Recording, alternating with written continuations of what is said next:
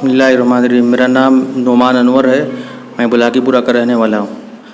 آج اس سلسلے میں ہم لوگ بات کرنا چاہتے ہیں کہ سرکار نے جو مسجدوں میں جمعہ اور جماعت کی پابندی لگا رکھا ہے، تو اس سلسلے کے اندر بہت سارے علماء کرام نے مطالبہ کیا ہے اور پورے یو پی بلکہ پورے ملک سے مطالبہ ہو رہا ہے کہ مسجدوں میں گنجائش کم سے کم اتنی ہونی چاہیے کہ جماعت کے ساتھ ہم نماز پڑھ سکیں اور جماعت کے ساتھ جمعہ وغیرہ ہو سکے۔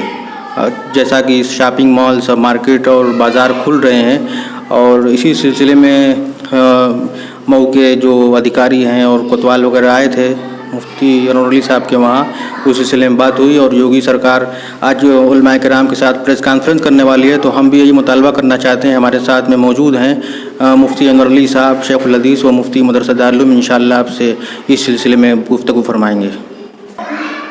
بسم اللہ الرحمن الرحیم، الحمدللہ وکفا وسلام علی عبادی الذین اصطفیٰ، اما بعد۔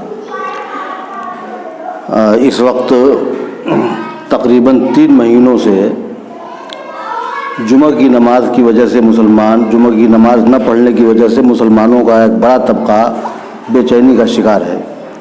8 جون سے پہلے یہ اطلاعات مل رہی تھی کہ سرکار کی طرف سے 8 جون کے بعد مسجدوں میں آزادی ملے گی اور مسجدوں میں جو پابندی لگی ہے وہ ختم کی جائے گی، لیکن 7 جون کو میٹنگ ہوئی ڈی ایم صاحب کے ساتھ، تو انہوں نے کہا کہ ابھی ایک وقت میں 5 ہی آدمی مسجد میں آ سکتے ہیں، مندر میں۔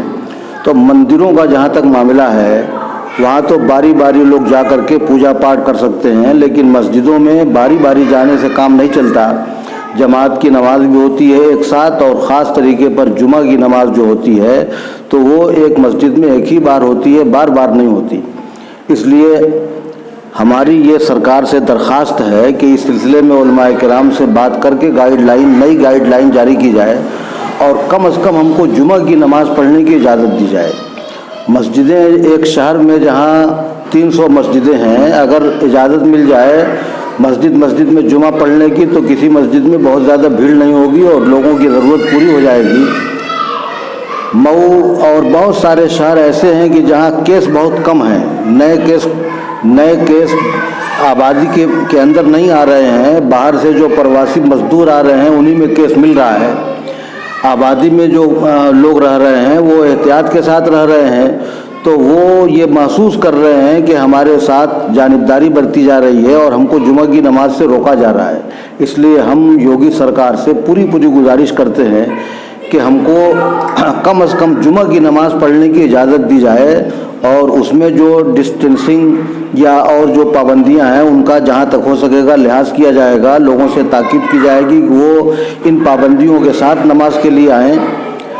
اور ایک بات بہت بڑی اور انتہائی اہم ہے کہ ہندو ہو یا مسلمان، ایشور اور اللہ پر بھروسہ رکھنے والے سارے لوگ یہ جانتے ہیں کہ مہاماری اور بیماری کا بہت گہرا تعلق ہے قدرت کی طرف سے۔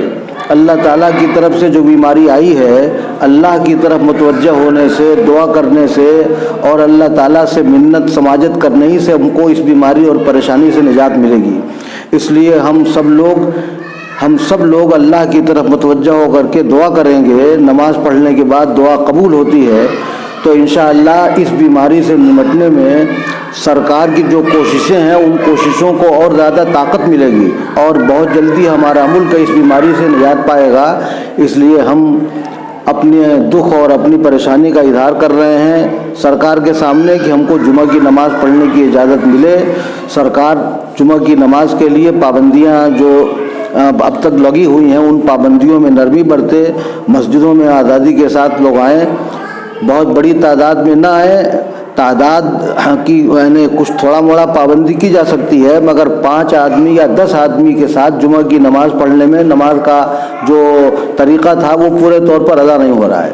اس لیے ہم سب لوگ سرکار سے یہ پوری گزارش کرتے ہیں، اس بات کی بھرپور گزارش کرتے ہیں کہ وہ ہمارے لیے اس معاملے میں سہولت پیدا کرے۔ اللہ تعالی ہمارے ملک کو اور سارے لوگوں کو کورونا سے محفوظ رکھیں، اور سارے ملک میں جو اس وقت مہاماری کی وجہ سے کاروبار بند ہے اس کاروبار کی وجہ سے بھی لوگوں میں بہت زیادہ بے روزگاری ہے، ख़ास तरीके पर औसत दर्जे का तबका जिसके पास थोड़ा मोड़ा पैसा था वो सारा का सारा खर्च हो गया है। अगर दुकानें नहीं खुलेंगी और कारोबार नहीं चलेगा तो कोरोना की वजह से जो परेशानी है वो तो अपनी जगह पर, भुखमरी और पैसा न होने की बिना पर दूसरी परेशानियां और ज़्यादा बढ़ जाएंगी। समाज और माशरे में बुराइयां फैलेंगी और लोगों में चोरी और चमारी की और दूसरी तरह की आदतें जन्म लेंगी। इसलिए सरकार इस मामले में आवाम की परेशानियों को सामने रख करके आइंदा की गाइडलाइन बनाए और हम लोगों के लिए जुमे के लिए और नमाज के लिए आसानी पैदा करें। हम इस बात की गुजारिश करते हैं। वाखिर दावाना अल्हम्दुलिल्लाहि रब्बिल आलमीन।